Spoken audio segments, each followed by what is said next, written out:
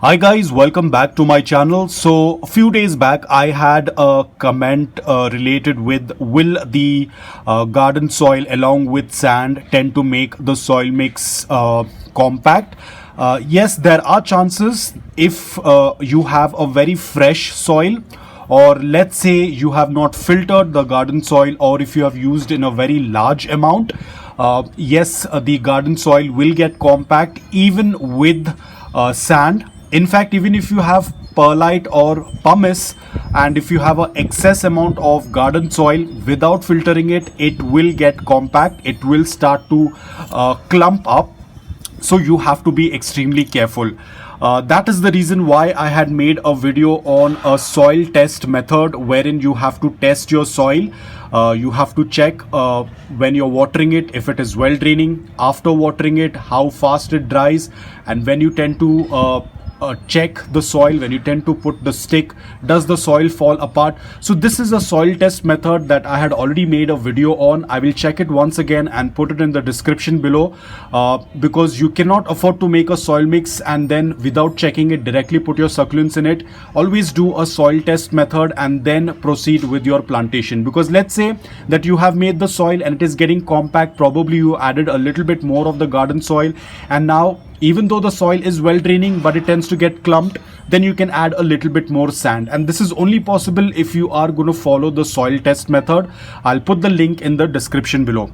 Now guys, this soil is my very old soil, because this is a very old pot. So I'll put up the video clip on the right hand side of when I had made this pot. This is I don't know, probably 3 years old pot, or 4 years or 5 years, I'm not very sure. Probably 5 years, I'm not very sure.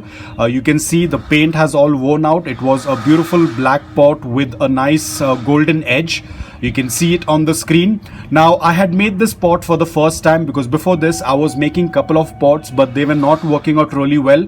The issue was either the edges were very thin, or the edges were very thick, or the depth of the pot was not right. I was having a lot of issues, and finally I found a plastic container. So I made the pot. I waited for around 2 to 3 days, and then I took out the pot from the plastic container, and this is the result that you're seeing on your right hand side. The moment I seen the dimensions of the pot that came out, the thickness of the edges, the entire shape of the pot, the moment I seen that, I ran back to the store and got another 10 of these plastic containers. These are almost, as I said, maybe 4 or 5 years old. They have been constantly making pots for me. Still very strong and durable. They have become a little brittle of late, but I think they are getting worn out as well, because I have made probably 2,000, 3,000 pots in this, and it has been always working out really well. So the soil that I used to make initially, again, just like pots, just like succulents, everything comes with experience. When I initially made this soil mix, I was not very aware about the garden soil, how I need to filter it, how much of quantity should I add. So everything came along with experience. So in this pot, the soil is the same what it was from day one.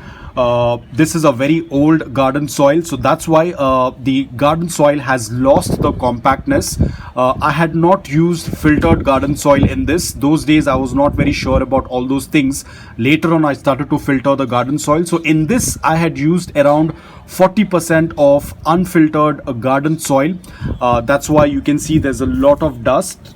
You can see this, there's a lot of dust in this because it was not filtered. So over the period of time, the garden soil has lost that clay content. This is how it tends to work usually. So the old garden soil or any soil will lose that compactness over the period of time. That is probably because of watering. Over the years of watering, all that fine dust or the clay has kind of passed through the drain hole, or I'm not very sure. It tends to lose the compactness, and that's exactly what's happened in this soil as well. It has lost all that compactness. I will do a water test method and I'm going to show it to you in a while.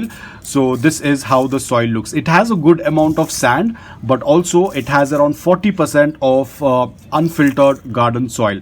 Now I do not expect you to put 40% of unfiltered garden soil, because if it is fresh, your soil will become completely compact. It is going to turn into a ball, so you have to be extremely careful. Filter your garden soil. If it's a old garden soil or if it's old soil, the much better. So now I'm going to water this, and I'm going to show you how the water drains out, and then I'm going to put it out in the sun to dry, and I'll get back to you once the soil is dry to give you an idea if it is turned compact or not. I'm sure it is not going to turn compact because it's been a very long time. The soil might have lost all that clay contents in it, but we will just try and experiment. So let's go ahead and water it to check how well draining it is. Now of course this is a very old soil, and it was completely dry, and it had around 40% of unfiltered garden soil. It will take a little bit of time for that water to drain out. This is the reason why I started with 20% of filtered garden soil. It is taking a little bit of time because the soil is dry, so I will let the water drain out. I think I'll have to put in a little bit. So now as you can see, the water has started to drain out. Let me pick it up. As you can see, the water has started to drain out, but it is still pooling in the pot. So as you can see, it's not very effective. There is a little bit of water still pooled in, though it is draining out. It is taking some time. The water is continuously draining out from the drain hole, but it's taking a little bit of time because of that 40% of unfiltered garden soil. But in today's time, as you might have seen my soil mix, the moment I water it, the water starts to pass through the drain hole immediately because of 20% filtered garden soil and 80% of aquarium sand. So nevertheless, we are going to keep it out in sun and let it dry so that we can get a fair idea of how the soil looks after it has got completely dry. So guys, today is the third day, and the soil looks like it is dry, at least from the upper surface. So I'm going to dig down a little bit to see how dry the soil is. Now you can see the soil is not compact even after drying. Even the upper layer of soil, but we are going to dig a little bit beneath. You can see despite it having around 40% of non-filtered garden soil, and now you can see how loose and porous it is after it has been watered. You can also see there is a lot of sand in it. So even after using 40% of garden soil, the soil has not got compact. This is good enough for the succulents to grow. The roots will do quite well, but you can definitely see if we go a little bit deeper, the soil is not completely dry. It is still a little bit moist, but this is on the third day, and the second day it was very cloudy. Like yesterday it was very cloudy, so even despite it being very cloudy and the soil having 40% of garden soil, almost I don't know what percentage would be.